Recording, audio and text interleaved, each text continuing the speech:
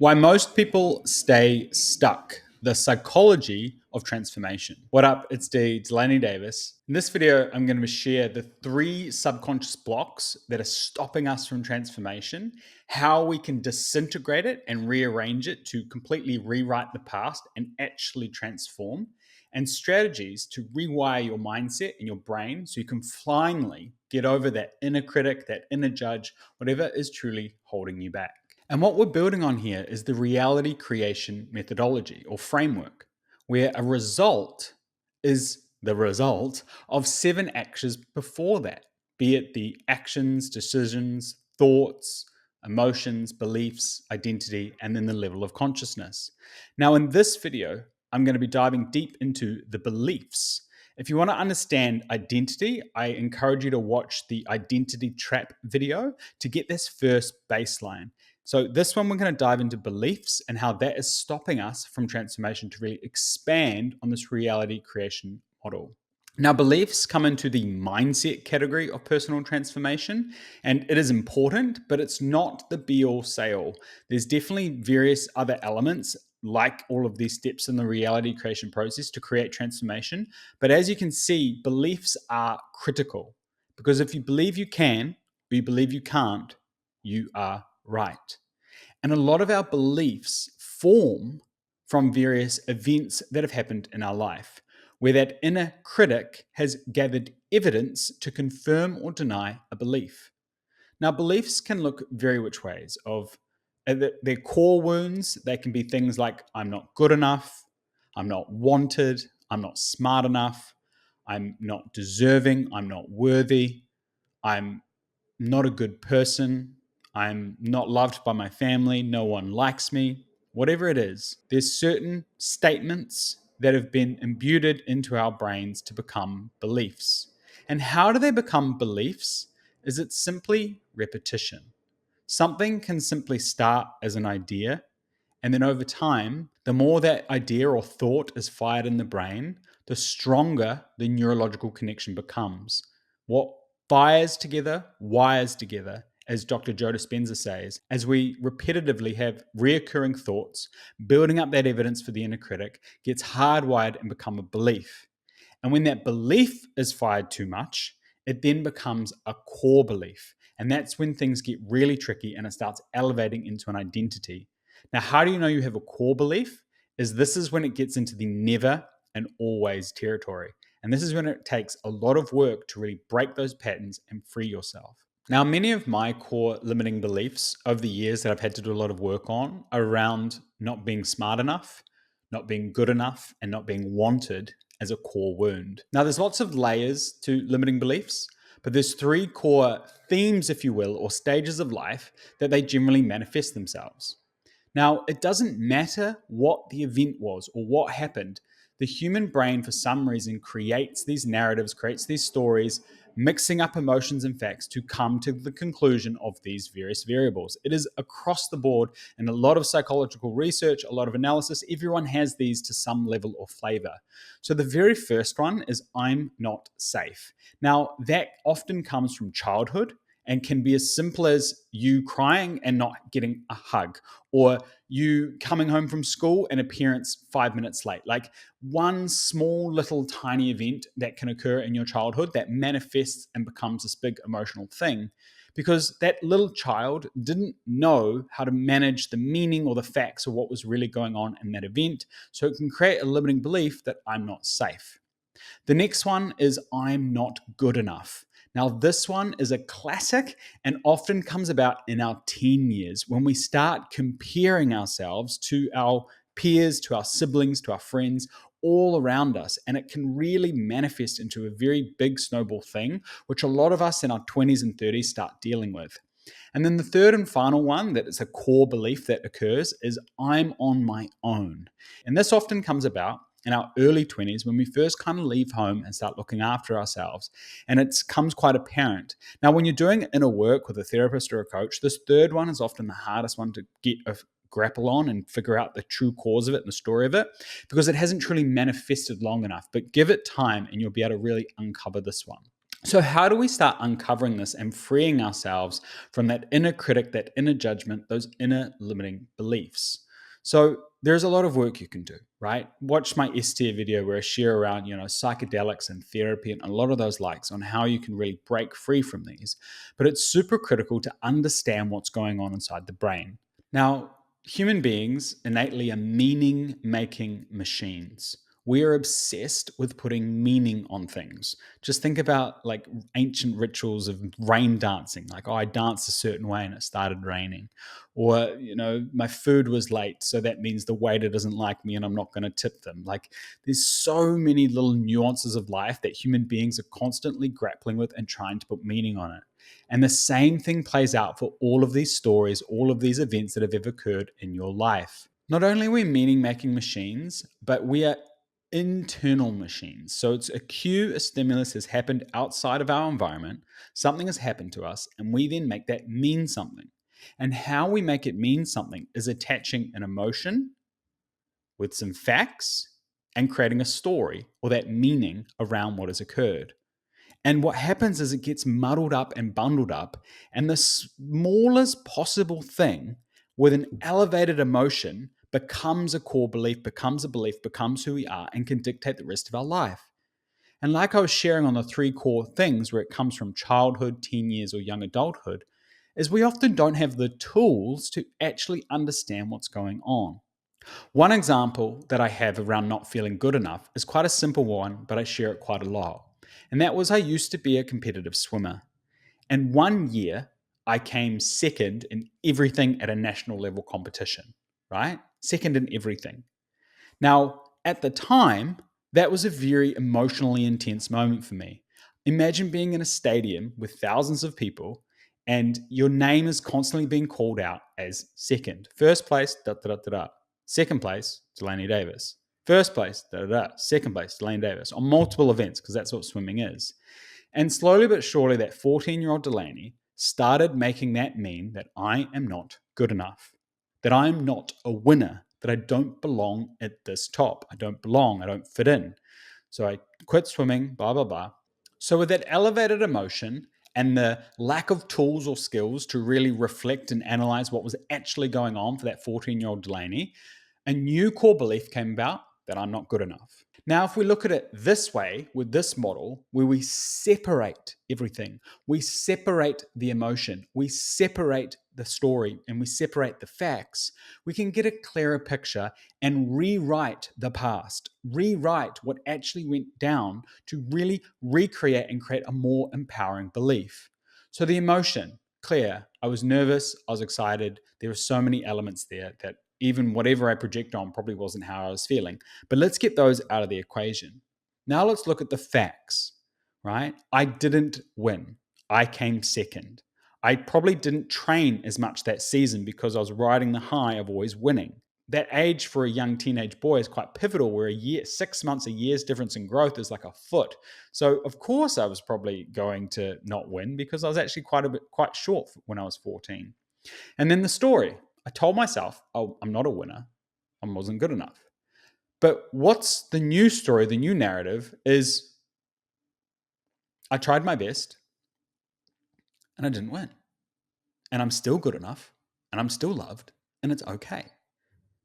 So separating that inner child, that heightened emotional state to get a clear picture on what actually happened. Another simple example is, say, core memory of being forgotten at the school pickup, right? The heightened emotion as a child, I'm not loved, right? The story you tell yourself is, I'm not loved, I'm not good enough, my parents don't love me, whatever. The facts is, your parents were working, they had a long meeting, and they were 15 minutes late. All the other kids went home and you were sitting there, and 15 minutes to a 5, 10-year-old feels like an eternity. But the fact is, your parents still love you. Your parents are working very hard to provide for you. It's okay. So when you can find these core stories, these core beliefs, these core facts, all these emotions, and start separating them, you can create so much freedom. Another one that was quite profound for me was a core belief of mine that I was not smart, that I wasn't intelligent. But the truth is that when you separate the emotion and separate the facts and separate the story, is that The schooling system sucks. And I've always been a why kid, deeply asking why. And I've never been a roped learner regurgitator when you really separate and look at the facts. So the truth of the matter is, and I'm dyslexic. Oh, that didn't help. So the truth of the matter is, no, I am smart. I just had to learn what and how I learned best, and boom, I've recreated it. But if I just kept letting that belief win and run the show that I'm not intelligent, that I'm not smart enough, I'll never be able to be free from it. And then the third core one is I'm on my own. And this, for a lot of particularly young men and that masculine energy in us, and even women, that masculine energy of drive and pursuit in this, is that when X, then Y, right? That's the core one of I'm on my own. I will no longer be on my own when I have $1 million, when I have a home, when I have a nice car, when I have this, then I will be loved again, because that essentially got taken away from us. We may have had a home growing up and this and food, and then all of a sudden we had to look after ourselves. So we started making it mean that I'm not good enough, I'm not wanted, I'm not this and that until I have all those things again. And that's why our whole world is kind of pursued on this materialism, trying to fill this void of I'm on my own so we can be loved and accepted again. And for those who have reached the top of, net worths of multi-millions or having all the stuff, the property, this, the that, you get there and you realize you're still the same person because you're trying to fill this void.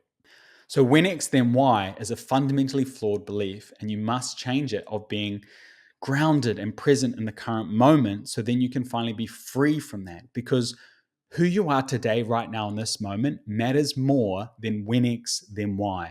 So really looking at these layers of emotions, of facts and stories that you've been telling yourselves, and gaining some level of freedom from it. Now, this is easier said than done. Now, I've been doing this for over a decade, working with various coaches, mentors, leaders, and therapists to really help me unpack and uncover some of the core limiting beliefs that I've always been carrying, that has been dictating my life.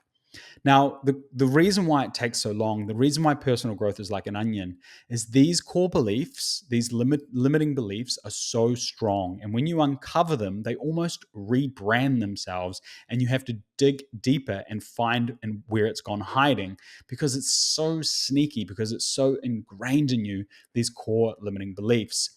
For example, my core one of I'm not smart enough originally started as I'm not good enough. And then I uncovered it as I'm not smart enough. And then it reshaped to no one's listening to me. And then it reshaped to I don't know enough. And it's just constantly appearing and coming up into my life with my team, with my friends, with my partner, all of it.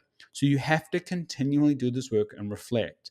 Really look at whenever you have those beliefs come up that, like, oh, this wouldn't work, or well, judging people or judging yourself, or shame spirals or guilt, is really looking at, it's like, is this my thought or is this something else? Is this a 10-year-old or an 8-year-old version of me that's running the show and popping up because this one event is reminding me of something that happened in the past?